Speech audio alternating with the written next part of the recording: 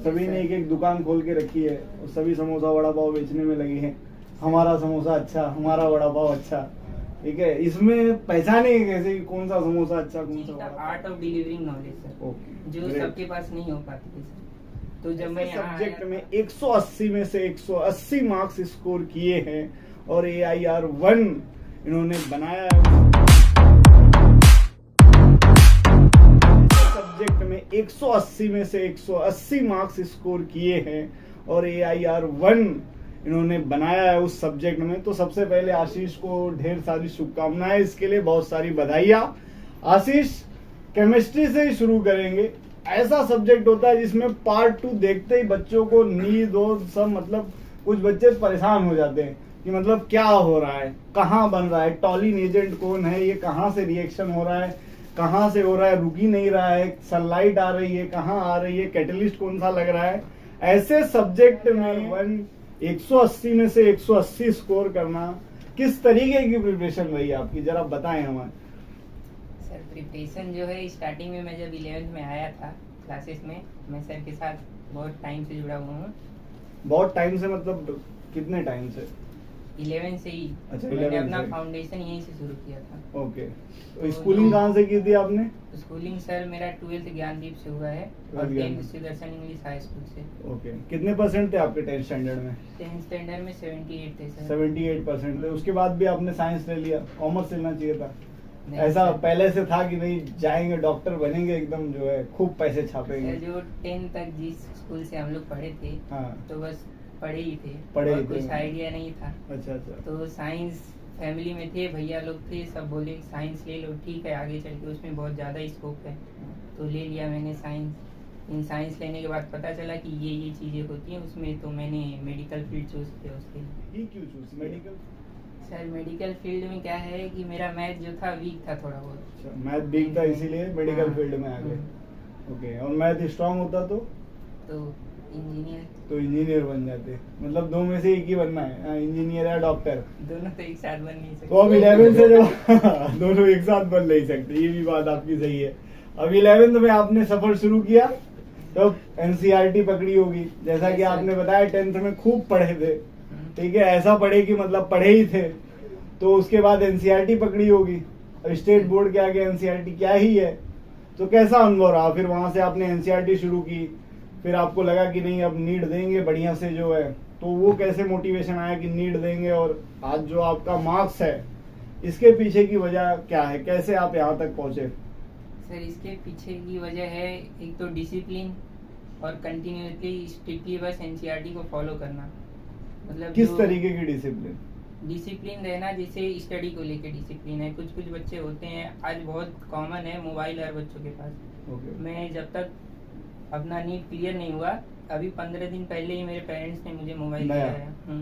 उसके पहले मोबाइल नहीं दिया नहीं आपके था, पास? मोबाइल नहीं था। तो कैसे जुड़े थे सभी से?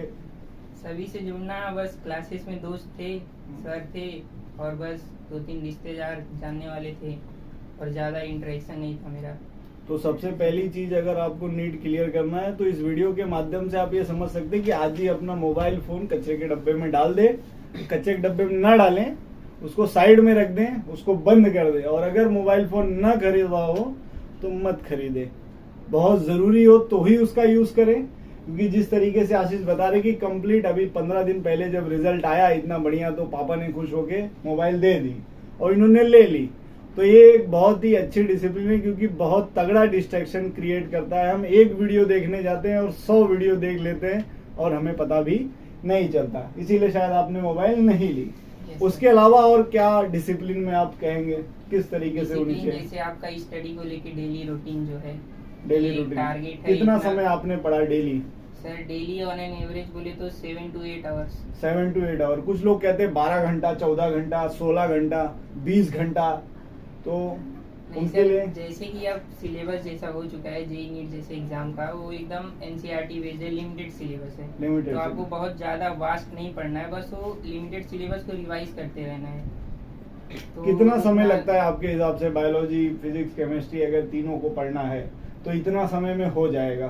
सर एक दिन में ऑन एन एवरेज तीनों को इक्वल टाइम देना हो तो 8 to 9 आवर्स आप मैक्सिमम जा सकते हैं। और कितने साल में हो जाएगा, जैसे 2 साल 3 साल पूरा जैसे- कंप्लीट हम पढ़ लें ऐसा, और फुल्ली जो- प्रिपेयर्ड हो और डायरेक्ट अटेम्प्ट दे और सीधा AIR1?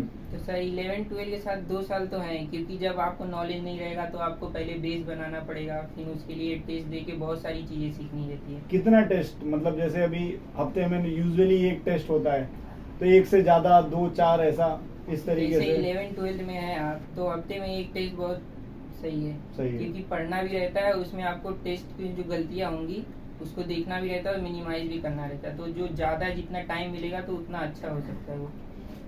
किस सब्जेक्ट को ज्यादा टाइम देना चाहिए? सर यूजुअली मार्क्स तो जैसे नीट में देखे तो हर एक सब्जेक्ट से क्वेश्चन पूछे जाते हैं, सबका मार्क्स इक्वल वेटेज रहता है, और जो नीट के स्टूडेंट रहते हैं उनको ज़्यादातर फिजिक्स में दिक्कत आती है बहुत।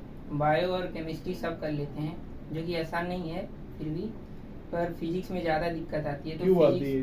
फिजिक्स में जैसे मैथ थोड़ा ज़्यादा इन्वॉल्व हो जाता है, ओके। और फिजिक्स में बहुत कॉन्सेप्चुअल चीज़ें बहुत ज़्यादा रहती हैं, तो उस पर ज़्यादा ध्यान देना चाहिए बच्चों को। 11-12 बोर्ड्स भी रहता है साथ में, तो बोर्ड्स को कैसे देखना चाहिए? सर, इतना वो- पास होना जरूरी है या फिर उसमें भी टॉप करने की कोशिश करनी चाहिए, या फिर अगर NCERT पढ़ रहे तो बोर्ड्स अपने आप ही हो जाएगा, ऐसा कुछ भी ये रहता बात है? है, अगर आप कॉम्पिटिटिव एग्जाम में हैं तो जिस सब्जेक्ट में है कंपटीशन में तो उनका तो कोई दिक्कत नहीं है, वो आराम से हो जाएंगे, बस अदर जो ऑप्शनल सब्जेक्ट है उनके लिए पढ़ना है और बस पास होना है, और अच्छे परसेंटेज जैसे 70+ हो जाए बस, और कोई 95-96 लाके बहुत बड़ा वो नहीं होने वाला। 10th स्टैंडर्ड पास होने के बाद लोगों को ऐसा लगता है, बच्चों को ऐसा लगता है कॉलेज जाएंगे मजा करेंगे, तो कैसा कॉलेज लेना चाहिए अगर आपको कंपटीशन की तैयारी करनी है? तो सर कॉलेज तो ऐसा ही लेना चाहिए जिसमें ज़्यादा जाना ना पड़े, इंटीग्रेटेड मतलब जाना ही ना पड़े? आजकल कॉलेज भी हाँ। वैसे ही टाइप के हैं। ओके। क्यों, कॉलेज में पढ़ाई होती नहीं है? हाँ सर। बराबर की नहीं, तो हमारा समय क्यों बर्बाद हो? हम्म। समझो। तो आशीष जी जैसा कि आपको बता रहे कि कॉलेज ऐसा ले जिसमें जाना ना पड़े। और कुछ बताइए आशीष जी, आप नालासोपारा वेस्ट से बिलोंग करते हैं, लोग कहते हैं बेस्ट में बेस्ट लोग रहते हैं, तो इन बेस्ट लोगों के बारे में कुछ बताइए, इन्होंने कैसे आपको बेस्ट बनने में सपोर्ट किया? सर बेस्ट बनने में सपोर्ट तो बेस्ट वालों का नहीं है, मेरे अच्छा। टीचर्स और पेरेंट्स और मेरे फ्रेंड्स जो हैं बस उन्हीं का है। कैसे दोस्त होने चाहिए? दोस्त होने चाहिए सर जो ज़्यादातर अगर आपकी माइंडसेट से रिलेटेड हो तो बहुत ज़्यादा अच्छा रहेगा आपके लिए। वैसे भी हम वैसे ही दोस्त बनाते हैं जो हमारे माइंडसेट से रिलेटेड हो, Yes, sir. बराबर? हाँ। जो चिड़िया के कलर एक होते हैं वो एक साथ उड़ते हैं, ये तो स्वाभाविक बात है। टीचर्स अच्छा है ये कैसे बताएंगे? क्योंकि हर सर- टीचर अपने आप में बढ़िया ही होता है। हाँ, हर सर। टीचर बड़ा बड़ा बात बताता है आपको, बढ़िया चीजें बताते हैं, कोशिश करते हैं, बड़े बड़े बैनर्स उनके भी लगे होते हैं क्लासेस के बाहर, ये किया है वो किया है, तो उसमें से बेस्ट कौन है ये कैसे मालूम पड़ेगा? सर वो बेस्ट तो स्टूडेंट पे डिपेंड करता है। बहुत सारे टीचर होते हैं जो हाईली क्वालिफाइड है बहुत ज़्यादा, but teaching is the art of delivering knowledge sir, okay, जो great. सबके पास नहीं हो पाती है सर। तो जब मैं यहाँ आया था स्टार्टिंग में तो मैं एकदम आपको जैसा बताया एकदम पढ़ के ही आया था मैं, हाँ। तो फिर मेरा मतलब समझिए इतना बेस वीक था कि मुझे कुछ नहीं आता था। तो स्टार्टिंग में मैं बहुत ज़्यादा पढ़ा था, तो 6 महीना जो था मेरे लिए बहुत ज़्यादा मतलब समझ में नहीं आता था उतना जो सर पढ़ाते थे। जब बेस धीरे धीरे स्ट्रांग होते गया तो फिर मैंने सीखना शुरू किया और धीरे धीरे, और आज आपके सामने 666, वो आपने इससे पहले जो हमारा इंटरव्यू हुआ था पूजा जी का, उसके बराबरी पर आप हैं 666, और उसके अलावा AIR1 इन केमिस्ट्री 180 में से 180। तो इतना जो मार्क्स आया है इसका सबसे बड़ा श्रेय अगर किसी को देना चाहेंगे तो किसे देना चाहेंगे? सर इसका श्रेय मेरे टीचर्स और फ्रेंड्स को ही आता है। आप अपना नहीं लेंगे, आपने भी तो मेहनत की है। सर मेहनत फर्स्ट कहीं से सीखूंगा, मेहनत तो सबको करनी पड़ेगी चाहे जिस फील्ड में जाए, ओके। बट जहाँ से सीखना है वो बहुत ज़्यादा इम्पोर्टेंट है। पेरेंट सपोर्ट कितना जरूरी है, और आपके पेरेंट्स ने आपको कैसे सपोर्ट किया? मेरे पेरेंट्स का सपोर्ट तो पूरा था, कैसे? जाइए पढ़िए, अब जो रिक्वायरमेंट होगी हम देंगे आपको।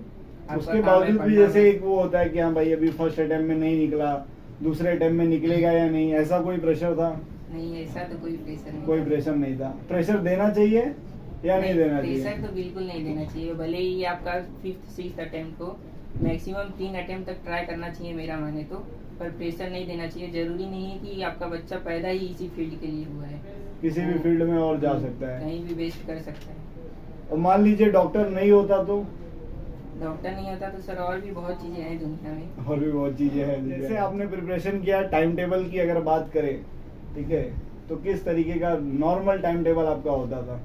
नॉर्मल टाइम टेबल सर बस सोना है, खाना, पढ़ना है और बस। एक स्टूडेंट लाइफ में इससे ज्यादा क्या होगा टाइम टेबल। लाइब्रेरी कभी गए आप? लाइब्रेरी नहीं सर, मैं क्लासेस में ही रुक के पढ़ता। अच्छा, बहुत बच्चे लाइब्रेरी भी ज्वाइन करते हैं। एक्स्ट्रा कुछ आपने पढ़ा नहीं और जरूरत भी नहीं है। अब सिर्फ एनसीईआरटी पर अगर हम फोकस करें, अगर 11 स्टैंडर्ड से, तो ऑटोमेटिकली हमारा जो है काम हो जाएगा। तो पहला जो अटेम्प्ट आपका था उसमें कितने मार्क्स थे आपके? 519 519। Yes sir. उसके बाद फिर आपने दूसरा अटेम्प्ट दिया और इसमें आपने निकाल लिया। Yes sir. तो जैसा कि हमारे साथ जुड़े हैं और इन्होंने बताया कि किस तरीके से हम एक बेसिक इंटरव्यू जैसा होता है और एक नॉर्मल जिस तरीके से बच्चे को प्रिपरेशन करनी चाहिए। कभी निगेटिविटी आई? निगेटिव सर बहुत टाइम आई है निगेटिविटी। बहुत टाइम मैंने बताया जैसे कि मेरा बेस बहुत वीक था शुरू में, तो आप ऐसे समझ सकते हैं 6 महीने तक मुझे पॉजिटिविटी थी ही नहीं। पूरा मैं सोचता था कहीं मैं खुद गलत फील्ड गलत डिसीजन तो ले लिया, कॉमर्स ले लिया तो ज्यादा बढ़िया रहता, Yes, साइंस sir. ले लिया, फंस गया इसमें, Yes, sir. ईटा उटा Starting में पढ़ना ऐसा पड़ रहा है लगा सब बराबर। फिर उसके बाद अचानक से आया या फिर समय लगा? अचानक से नहीं सर, वही 6 महीना बहुत ज्यादा हार्ड था, डिफिकल्ट। फिर उसके बाद चीजें समझ में आने लगी और आपको हार्ड वर्क तो कंटिन्यू करते ही रहना पड़ेगा, अब जाए जहाँ हो लाइफ में। और ये गाइडेंस जो मिलना चाहिए उसका सही वक्त क्या है? जैसे आप 10 स्टैंडर्ड पास आउट किए, उसी समय एक परफेक्ट गाइडेंस अगर आपको मिल जाए तो उसका कितना इम्पैक्ट पड़ेगा? या 8 स्टैंडर्ड में मिल जाए या 9 स्टैंडर्ड में मिल जाए, गाइडेंस कितना इम्पोर्टेंट है? सर गाइडेंस का बहुत ज्यादा जरूरी है। और किस व्यक्ति का गाइडेंस होना चाहिए? सर क्योंकि हर कोई गाइड कर रहा है यहाँ पर, हाँ, सभी ने एक दुकान खोल के रखी है और सभी समोसा वड़ा पाव बेचने में लगे हैं।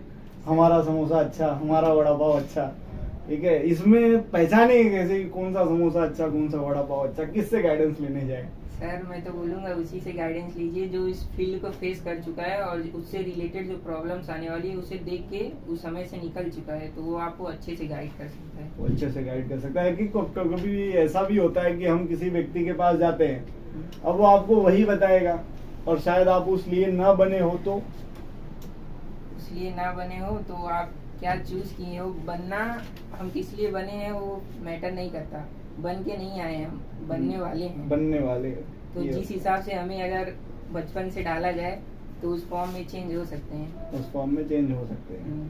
तो बचपन से तो नहीं, लेकिन आपने 11 स्टैंडर्ड से शुरू हाँ। किया और आगे अब क्या चाहते हैं? MBBS तो बन ही जाएंगे अब, ठीक है। उसके बाद क्या ख्याल है? बड़ा हॉस्पिटल खोलेंगे, करोड़ों रुपए कमाएंगे, विदेश में जाएंगे, अभी या उससे फिर रिलेटेड कुछ सोचा नहीं सर, अच्छा, पर बनना है, बड़ा डॉक्टर बनना है सर। टीचर्स के बारे में आप कुछ बताना चाहें जिन्होंने आपको सबसे ज्यादा सपोर्ट किया? सर मेरे तीनों सब्जेक्ट के टीचर ने बहुत ज़्यादा सपोर्ट किया मेरे को। जब शुरू में मैं यहाँ आया था तो सबसे ज़्यादा मैं जिससे इंटरेक्ट हो पाया वो मेरे केमिस्ट्री के टीचर थे, विंध्या सर। Yes sir. तो उनके बारे में कुछ बताना चाहेंगे? ऐसी क्या खास बात थी जिससे इंटरेक्शन हुआ आपका? सर इंटरेक्शन जैसा मैं पढ़ने में बहुत वीक था तो उनका जो समझाने का जो वे था एक, वो बहुत ज़्यादा पसंद आया और मैं शायद उनसे ज़्यादा घुल मिल भी पाया स्टार्टिंग से। और कोई टीचर? और मेरे सारे ही टीचर बेस्ट थे सर, बायो के और फिजिक्स के टीचर भी बहुत अच्छे थे, उनका भी बहुत बड़ा योगदान रहा है मेरे। नाला सोपारा का क्राउड आपने देखा है, ठीक है। यहाँ के बच्चे, बहुत सारे बच्चे हैं, ठीक है, हर साल 90% टॉपर निकलते हैं, उसके बाद वो कहीं खो जाते हैं।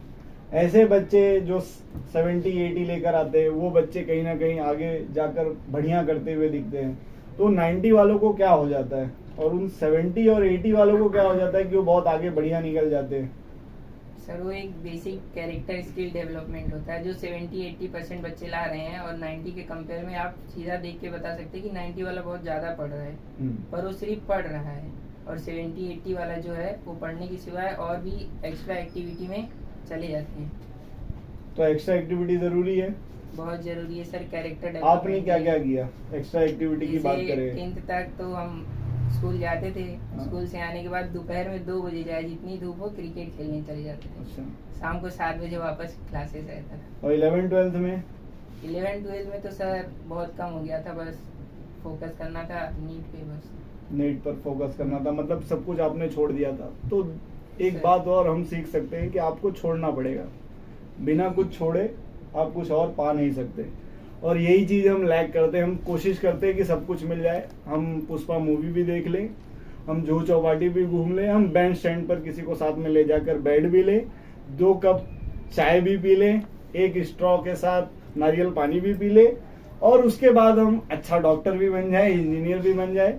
तो ये होने वाला नहीं है। आपको मेहनत करनी पड़ेगी, आपको त्याग करना पड़ेगा, आपको टाइम टेबल बनाना पड़ेगा, आपको अच्छे टीचर्स पकड़ना पड़ेगा, अपने आप को बेटर एंड बेटर बनाना पड़ेगा, तभी जाके आप कॉम्पिटिटिव एग्जाम्स चाहे जो भी हों उसको क्रैक कर सकते हैं। हमारे साथ आशीष जी थे जिन्होंने 666 मार्क स्कोर किया, और एक अच्छा सिंपल बातों में उन्होंने हमको ये समझा दिया कि क्या क्या हमें करना चाहिए और क्या क्या नहीं करना चाहिए। तो अगर आप ये इंटरव्यू देख रहे हैं और अभी आप 8th standard, 9th standard, 10th standard, 11th standard में हैं, तो ये वक्त है शुरुआत करने का, ये वक्त है अपने आप को काबू करने का, अपने विचारों को एक तरफ करने का, सारे डिस्ट्रैक्शंस को साइड में करने का, और पढ़ाई पर लग जाकर अपने मुकाम को हासिल करने का। तो आपका बहुत बहुत धन्यवाद अपने विचार साझा करने के लिए। आई होप आपको ये वीडियो पसंद आए, इसे आगे शेयर करें। Thank you.